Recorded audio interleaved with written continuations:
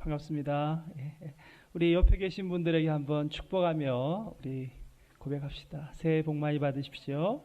새해 복 많이 받으십시오. 감사합니다. 오늘은 한 해의 마지막 날 밤입니다. 그리고 또 새로운 새벽을 여는 그런 날이기도 합니다. 우리 모두가 새로운 각오와 다짐을 가지고 이 자리에 시간의 주인이신 하나님 앞에 송구 영신 예배를 드리러 나오셨을 줄 압니다.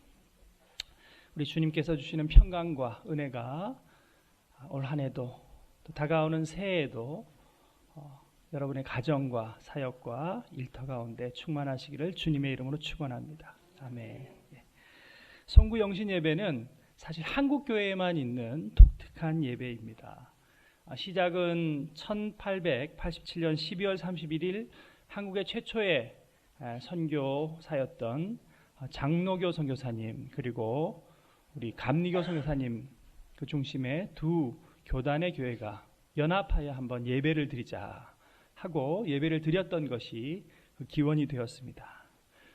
여러분, 그런데 이제 송구 영신 예배, 이 한문으로 송구 영신인데 저희 부모님도 예전에 제가 어렸을 때 뭐 이렇게 말씀하시더라고요. 영시 예배 가자, 얘야 일어나라. 영시 예배 12시에 드린다고 영시 예배인가. 그리고 어떤 권사님들은 송구 영신 예배가 뭡니까 하니까 한 해 동안 지은 죄가 많아서 송구하고 부끄러워서 송구해서 드리는 것이 송구 영신 예배. 그런데 이제 사실은 한문입니다. 다음 장을 한번 넘겨주시면 송구는요, 보낼 송, 옛구 해서 옛것을 보낸다. 그리고 영신은 맞을 영, 새로울 신, 매울 신, 신라면 아닙니다. 새로울 신, 새 것을 맞는다. 그런 뜻입니다. 그래서 옛것을 보내고 새 것을 맞는, 쉽게 말해서 이 시간의 주인이 하나님이심을 고백하는 그런 예배입니다. 2016년도 하나님의 은혜로 잘 살았습니다. 이제 2017년도 하나님의 은혜 가운데 살 것입니다 하는 고백과 결단을 드리는 것이 이 송구 영신 예배입니다. 여러분, 오늘은 사도 바울이 빌립보 교인들에게 전했던 신앙의 고백을 가지고 우리가 함께 2016년을 어떻게 보내고 2017년 새해를 어떻게 맞을 것인가 함께 말씀을 통해 은혜 나누려고 합니다. 오늘 본문에서 사도 바울이 고백하고 있는 이 신앙 고백 첫 번째는 바로 첫 번째, 모든 것이 하나님의 은혜였다. 그리스도 예수 안에서 모든 것이 하나님의 은혜였다 하는 말씀입니다. 여러분, 오늘 본문을 제가 1절부터 다 읽지는 못했지만 오늘 본문 빌립보서 3장 10절 이전에 있는 8절 9절 말씀을 보면 이 세상의 모든 것들이 다 배설물과 같은 것이다.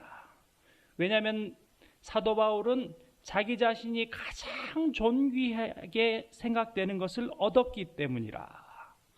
그것은 바로 예수 그리스도를 아는 지식이다. 그렇게 신앙 고백하고 있습니다. 3장 8절 한번 보겠습니다. 또한 모든 것을 해로 여김은 내 주 그리스도를 아는 지식이 가장 고상하기 때문이라. 내가 그를 위하여 모든 것을 잃어버리고 배설물로 여김은 그리스도를 얻고 그 안에 발견되려 함이니. 여러분, 모든 것이 헛되다는 거예요. 모든 것을 사도 바울은 내려놓았습니다. 여러분, 올 한 해를 되돌아볼 때 어떤 한 해였습니까? 우리가 다음 장 한번 또 한문이 나오는데요. 여러분들, 우리가 2016년 한 해를 보내면서 또 매년 12월 30일마다 우리가 MBC 뉴스데스크에도 처음에 나오는 멘트 아닙니까? 그죠? 다사다난했던 그럽니다. 다사다난은 여러 가지 일도 많고 어려움도 탈도 많았다. 그런 뜻입니다. 그리고 공사 다 망했다. 그런데 우리 건축업을 하시는 우리 형제들도 계시는데 굉장히 싫어하는 말이죠. 공사가 다 망했다. 근데 그런 뜻이 아닙니다. 열심히 했던 공사가 다 망했다 그런 뜻이 아니라 공과 사, 공적인 일과 사적인 여러 가지 일로 정말 겨를 없이 바빴다 그런 뜻입니다. 공사가 다 망했다 이런 뜻이 아니에요. 공사 다 망하고 다사다난했던 한 해. 그런데 저는 송구 영신 예배 때마다 이렇게 기도합니다. 하나님, 밝아오는 새해는 제발 공사 다 망하지 않고 다사다난하지 않게 해주세요. 그렇게 기도합니다. 여러분도 아시다시피 제가 이제 대학에서 학생들을 가르치고 있는데요. 공부 잘하는 학생과 못하는 학생이 딱 차이가 있습니다. 공부 못하는 학생은 굉장히 다사다난, 바쁩니다. I'm so busy. 예. 생활이 단순하지가 않아요. 학교 갔다가, 교회 갔다가, 집에 갔다가, 당구장에 갔다가, 게임방에 갔다가, PC방에 갔다가 굉장히 바쁩니다. 그런데 모범생들은 아주 단순합니다. 학교, 집, 그리고 주일에는 교회. 아주 단순해요. 생활이 단순하면 단순할수록 우리 삶이 평안해지는 것입니다.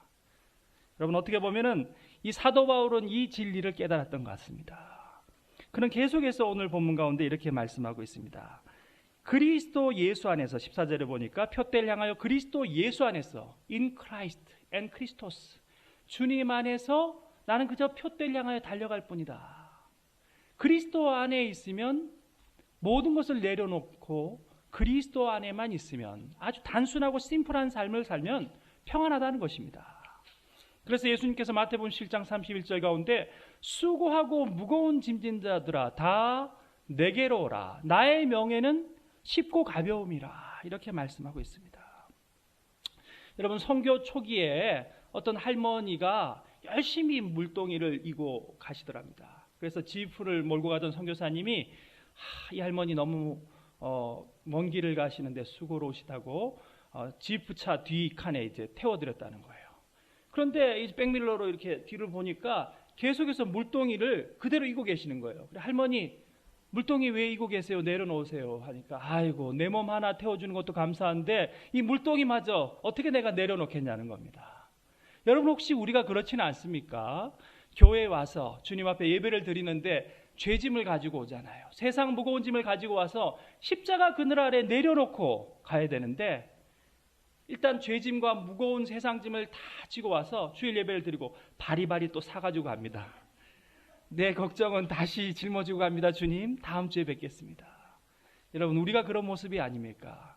2016년 이미 지나간 과거로 이제 모든 것들을 잊어버리라고 오늘 본문은 말씀하고 있습니다. 사도 바울은 오늘 본문 빌립보서 3장 13절에 이렇게 말씀하고 있습니다. 오직 한 일, 뒤에 있는 것은 잊어버리고 앞에 있는 것을 잡으려고 달려가노라. 이제 2016년은 잊어버려야 합니다. 여러분, 우리가 이번 성탄 주일에 유아 세례를 받고 또 입교를 했습니다. 세례가 무엇입니까? 밥티죠, 잠기다, 그런 뜻입니다. 그런데 우리가 예수 그리스도의 보혈, 예수 그리스도의 은혜에 안 잠기려고 하는 거예요.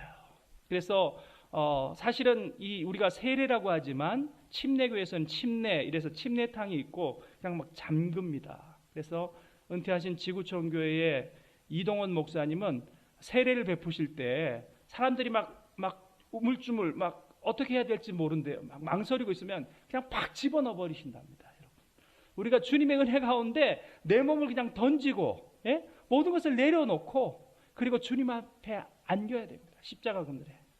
그런데 자꾸 내 것을 가지고 아직도 옛사람과 혈투를 벌이는 것입니다. 아픈 과거의 상처를 계속 끄집어내는 거예요. 2016년, 2015년, 아니 아이를 가졌을 때 신혼초에 남편이 잘못했던 것을 계속해서 기억해내는 겁니다. 아니 잊어버려야 되는데 계속해서 끄집어내서 남편도 괴롭히고 자신도 괴롭고 그런 삶을 살아나가는 겁니다. 예수 믿는 그리스도인들은요, 뒤의 것은 잊어버리는 것입니다. 여러분, 월마트에서 물건을 살 때 어떻습니까? 우리 아이들 키울 때 잘 아시잖아요. 장난감을 쥐고는 안 내려놓아요. 그것을 내려놓고 바코드에 찍어서 페이먼트를 해야지 진정 내 것이 되는 겁니다. 그렇습니다. 우리의 모든 삶도 마찬가지입니다. 그리스도 예수 앞에, 그 십자가 그늘 앞에 모든 것들을, 내 인생을 내려놓고 내 시간들을 내려놓고 모든 것들을 내려놓고 다시 온전히 주님께서 그리스도 안에서 나에게 주시는 은혜를 누려야 할 줄로 압니다. 그래서 오늘 본문 가운데 사도 바울은 뒤에 있는 것은 잊어버리고 그렇게 고백하고 있는 것입니다. 제가 2003년도에 목사 안수를 받았는데, 목사 안수를 받자마자 아주 신출내기 한 2, 3년 전이네요. 그런 목사였습니다. 모든 것이 두렵고 떨리는 그런 목사였는데 어느 날 그 광장동에 있는 광나루에 있는 저희 신혼집에 대학 후배가 찾아왔습니다. 밤에, 야심한 밤에 찾아왔어요. 그리고는 대뜸 주례를 해달라는 겁니다. 영화의 한 장면 기억나시죠? 어디서 막 목사님한테 오라 그래서 어떤 부모님의 그 환대를 받지 못하고 축하를 받지 못하는 두 사랑하는 연인이 와서 막 목사님한테 주례를 해달라잖아요. 막 깨워서. 그런 영화의 한 장면 같은 그런 일이 저에게 일어난 겁니다. 그런데 이 남자도 대학 후배였고요, 여자도 대학 후배였는데 여자 후배는 과거가 좀 있는 자매였습니다. 왜냐하면은 이 자매의 이전 결혼식에 저희가 참석을 한 일이 있었어요. 이 여자 후배는 그 대학에서 그 영어를 가르치는 아주 멋진 호주에서 온 백인 총각과 결혼을 했다가 이 백인 총각이 카드를 가지고 그냥 도망가는 바람에, 호주로 도망가는 바람에 결혼 사기를 당한 그런 자매였습니다. 그런데 이 남자 후배는 아주 제가 누구보다 잘 아는 그런 후배였어요. 그 어머니가 권사님이었는데 젊었을 때 혼자 되셔서 그저 아들을 남편 삼아서 열심히 기도 가운데 아들을 위하여서 새벽마다 기도하는 그런 기도하는 권사님의 아들이었어요. 그래서 제가 말했습니다. 내가 주례를 해줄 수는 있지만 너희 어머니, 시어머니 될 분한테 며느리 될 네가 허락을 받고 오면은 내가 주례를 해주겠다. 그리고 이제 돌려보냈습니다. 그리고 며칠이 지났습니다. 반가운 전화 소리가 들렸습니다. 그 자매였는데 자기들이 용기를 내어서 기도하고 나서 그 시어머니 될 분에게 자기 과거를 고백했다는 거예요. 그랬더니 그 시어머니가 하시는 말씀이, 얘야, 뭘 그런 걸 가지고 걱정하느냐? 그리스도인은 과거의 것은 잊어버리고 앞을 향하여 그 표대를 향하여 달려가는 사람들 아니냐. 오늘 본 말씀이거든요. 이 말씀을 하시면서 과거는 괜찮다. 이제 그리스도인은 앞만 보고 달려가는 것이다. 그렇게 말씀을 하셨다는 거예요. 제가 결혼 주례를 하면서 보니까 그 시어머니도 우시고 또 며느리 새 신부도 울고 저도 눈물이 나는 그런 아주 은혜로운 결혼 예식을 주례한 기억이 있습니다. 여러분, 이것을 우리가 에베네셀의 은혜라고 합니다. 우리 그리스도인들은 사무엘상 7장 12절 이하에 있는 것처럼 여기까지 우리 주님께서 도우셨다. 모든 뒤의 것은 은혜로 묻어버리는 것입니다. 은혜로 덮는 것입니다. 그리고 우리 그리스도인의 현재는 무엇입니까? 그리스도인의 현재는 바로 또 임마누엘입니다. 임마누엘의 현재는 무엇입니까? 바로 우리 주님께서 지금도 우리와 함께 하신다. 그리스도인의 미래는 무엇입니까? 여호와 이레입니다. 우리 주님께서 예비하실 것이다. 아브라함이 100세에 얻은 이삭을 모리아에 있는 한 산에서 하나님께 번제로 드려 하니까 하나님께서 수풀에 걸린 숫양을 미리 예비하신 것입니다. 여러분, 우리의 미래는 믿음 가운데 주님께서 예비하신다. 여러분, 그래서 오늘 본문의 제목이 바로 진행 중인 은혜입니다. 과거에 우리가 은혜를 받았었고 지금도 은혜를 받고 있고 앞으로도 은혜를 받을 것이라는 바로 그러한 고백인 것입니다. 오늘 본문의 사도 바울의 고백의 말을 빌자면 예수 안에서 그저 진행 중인 달려가는 삶이라는 것입니다. 그래서 사도 바울은 오늘 본문 빌립보서 3장 12절에 이렇게 고백합니다. 내가 이미 얻었다 함도 아니요 온전히 이루었다 함도 아니라 오직 내가 그리스도 예수께 잡힌 바 된 그것을 잡으려고 달려가노라. 사랑하는 성도 여러분, 그러기에 우리는 두 번째로 그 은혜를 알았으면 이제는 그 은혜를 누리며 살아야 합니다. 여러분, 사도 바울의 고백처럼 우리가 잡았다고 생각한다고 잡힌 것이 아닙니다. 우리 인생이 어디 잡힙니까? 여러분, 잡히지 않는 것이 인생입니다. 그래서 사도 바울은 형제들아 자매들아 나는 아직 내가 잡은 줄로 여기지 아니하고 13절 말씀에 오직 한 일 즉 뒤에 있는 것은 잊어버리고 앞을 향하여 달려가노라. 우리가 존경하는 고 영락교회 한경직 목사님이 가장 좋아하던 말씀이 시편 116편 12절이라고 합니다. 내게 주신 모든 은혜를 내가 여호와 앞에 무엇으로 보답할까? 바로 다윗의 신앙 고백입니다. 다윗은 시편 103편에 또한 이렇게 고백합니다. 내 영혼아 여호와를 송축하며 그 모든 은혜를 잊지 말지어다. All His grace, all His benefits. 하나님께서 주신 모든 은혜라는 거예요. 다사다난하고 공사다망했지만 나에게 순탄하게 풀렸던 것만 은혜가 아니라 내 삶에 힘들었던 과거조차도 모든 은혜라고 사도 바울은, 그리고 다윗은 오늘 고백하고 있는 것입니다. 여러분, 사실 우리가 그리스도께 잡힌 바 된 것, 이것이 가장 큰 은혜입니다. 오늘 사도 바울의 고백처럼 잡힌 바 된 은혜. 여러분, 부모님이 살아계실 때 우리를 간섭하시는 것, 이것이 은혜예요. 돌아가시고 나면 간섭하고 꾸중할 사람이 없다는 겁니다. 잉거솔이라는 아주 유명한 무신론자 철학자가 있었습니다. 그가 많은 회중 앞에서 하나님이 없다는 것을 늘 설파하고 있었는데 어느 하루는 이렇게 웅변조로 외치고 있었답니다. 여러분, 이 시계를 보십시오. 이 시계는 정확합니다. 제가 이제 이 시계를 풀어놓고 5분 동안 하나님에 대해서 온갖 저주의 말을 다 퍼부을 것입니다. 그렇지만 하나님은 내게 아무것도 하실 수 없을 것입니다. 이것이 내가 무신론자 철학자가 된 이유요, 또한 하나님이 계시지 않는 증거입니다. 그렇게 얘기를 한 이후에 시계를 풀어놓고 5분 동안 온갖 하나님을 저주하는 말을 군중들 앞에 뱉어 놓았답니다.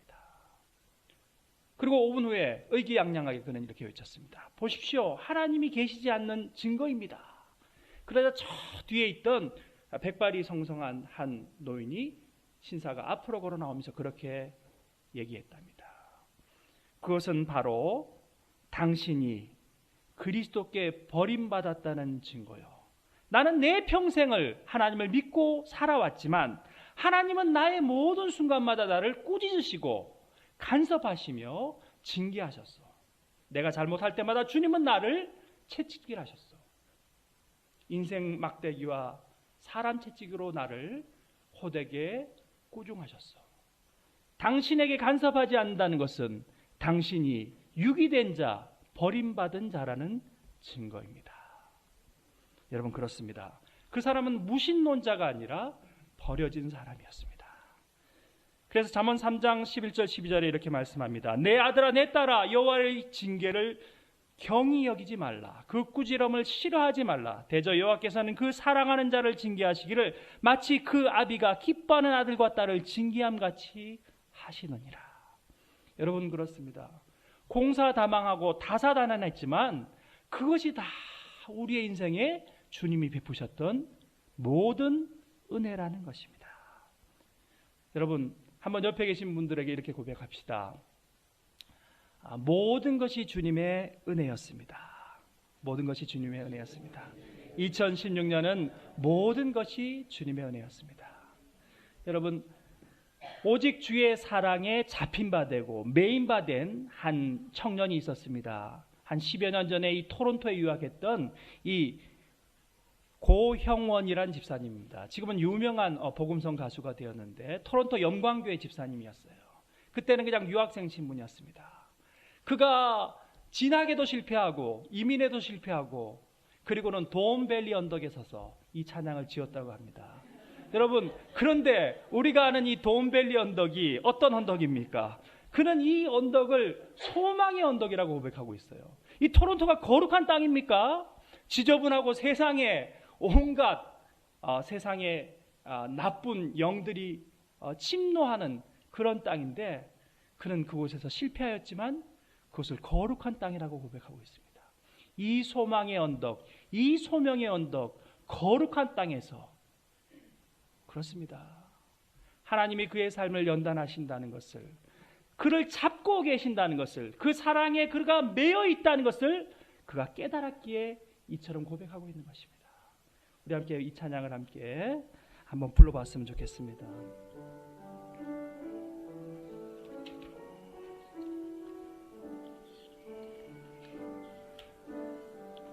오직 주의 사랑에 매여, 오직 주의 사랑에 매여 내 영 기뻐 노래합니다. 내 영 기뻐 노래합니다. 이 소망의 언덕 기쁨의 땅에서 주께 사랑드립니다.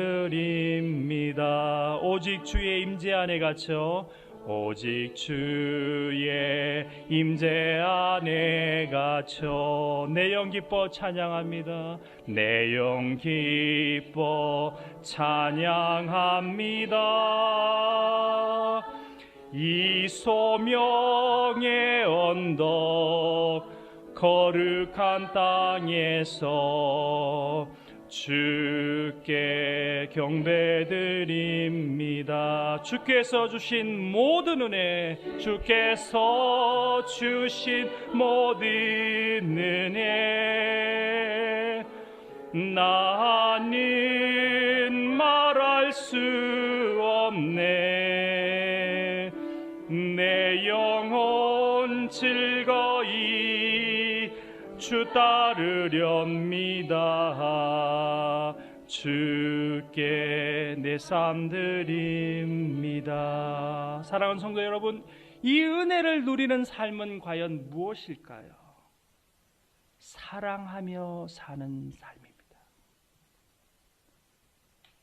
마지막 임종을 앞둔 분들에게 호스피스들이 물으면 사랑하며 살지 못한 것을 후회한다고 합니다.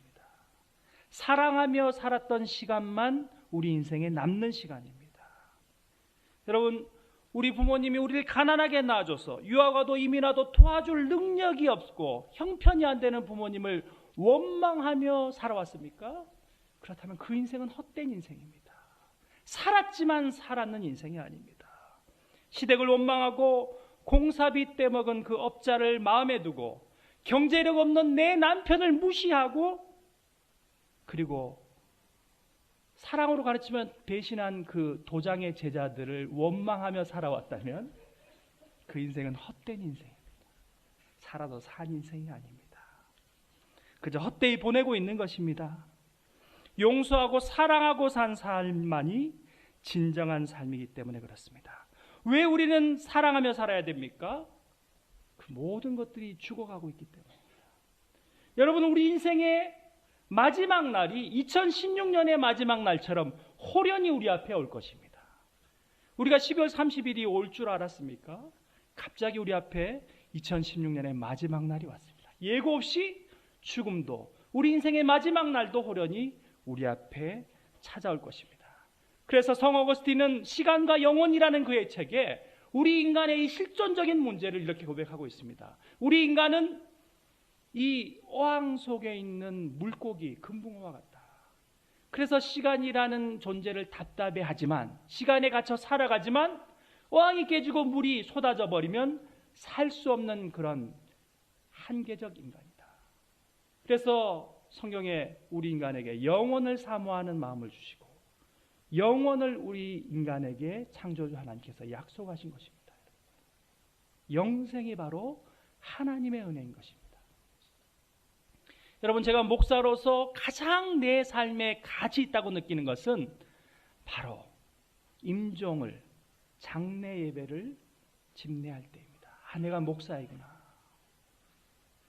여러분, 그런데요, 많은 교우들이 연세 많으신 권사님, 장로님, 은퇴 집사님들이요, 저처럼 젊은 목사에게 자신의 장례를 잘 맡기려 하지 않습니다. 아무리 젊은 담임 목사가 있더라도 원로 목사님께 맡겨요. 왜 그렇겠습니까? 자기의 인생, 자기의 젊음, 자기의 고통의 그 순간을 함께했던 신앙의 동지에게 자기의 마지막 순간, 자신의 장례를, 자신의 장례의 집례를 맡기고 싶은 겁니다. 여러분, 기독청년 윤동주는 그의 서시에서 이렇게 고백하고 있습니다. 모든 죽어가는 것들을 사랑해야지. 그렇습니다. 우리가 사랑해야 되는 이유는 모든 인생은 죽어가고 있기 때문입니다. 우리는 한계적 인생을 살아가고 있기 때문입니다.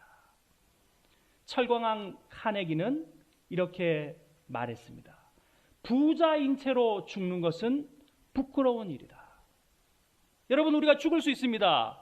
그러나 내 것이라고 움켜쥔 채 죽는 것만큼 부끄러운 일이 없다는 것입니다. 그는 그의 인생 가운데 90%의 자기의 모든 재산을 사회와 가난한 자를 위해서 환원하고 죽었습니다. 그를 본받아서 얼마 전 우리 한국 대학 기부 역사 가운데 가장 최고를 기록한 이영림이라는 75세의 한의사가 경희대학 한의학과에 1,300억을 기부했습니다. 그는 20대 젊은 나이에 의과대학생이었지만 원인 모를 병으로 죽어가고 있었습니다. 그렇지만 한의사의 도움으로 그는 병이 낫게 되고 30이 다 된 나이에 그때는 무명이었던 경희대학교 한의학과에 들어갔습니다. 그런데 그곳에는 전혀 한의학에 대해서 상관이 없었던 독일에서 유학하고 오신 어떤 교수님이 가난한 제자들을 위해서 자기의 재산을 들여서 그들에게 학업을 시키고 있는 모습을 보게 된 겁니다. 그 이후에 이 사람은 이란 대사의 어떤 또 관계를 통하여서 이란 국왕의 편두통을 침술로 고쳐주고 이란 국왕의 주치의가 되어서 이란 지방에 처음으로 이제 건설 부물, 중동 건설 부물로 많은 업체들이 들어왔을 때 1,300억 이상의 많은 돈을 가지게 됩니다. 그러나 이것은 나의 것이 아니다. 후학들을 위해서 서달라며 그는 모교에 1,300억 원을 기부하였습니다. 여러분, 누가복음 23장 39절 43절에 예수님의 양편에서 달려 마지막 최후의 순간을 맞는 강도의 모습이 나오는데 그것은 바로 우리 인간의 모습을 표현하고 있는 것입니다. 여러분, 우리 인생은 단 두 가지 인생밖에 없어요. 자신이 죄인인 줄 아는 의인과 자신이 의인인 줄 아는 죄인입니다. 여러분, 이 강도는 자기가 죄인이라는 것을 알았습니다. 그래서 주여, 주님 나라에 임하실 때 나를 기억하여 주옵소서. 여러분, 우리 인생의 마지막 날이 호련히 우리 앞에 찾아올 것입니다. 우리 담임 목사님께서 늘 축도 때마다 기도하시는 남은 날, 여러분, 우리가 이 남은 날들을 어떻게 살아가야 하겠습니까? 사랑하며 사는 것, 주님께서 주시는 그 은혜를 누리며 살아가는 것, 이것만이 우리가 그 은혜대로 살아가는 그리스도인의 인생일 것입니다. 우리 함께 찬양하기를 원합니다. 우리 주님의 은혜가 이제 우리 인생 가운데 시작되실 것입니다. 우리 시작됐네라는 찬양 우리 함께 찬양하겠습니다.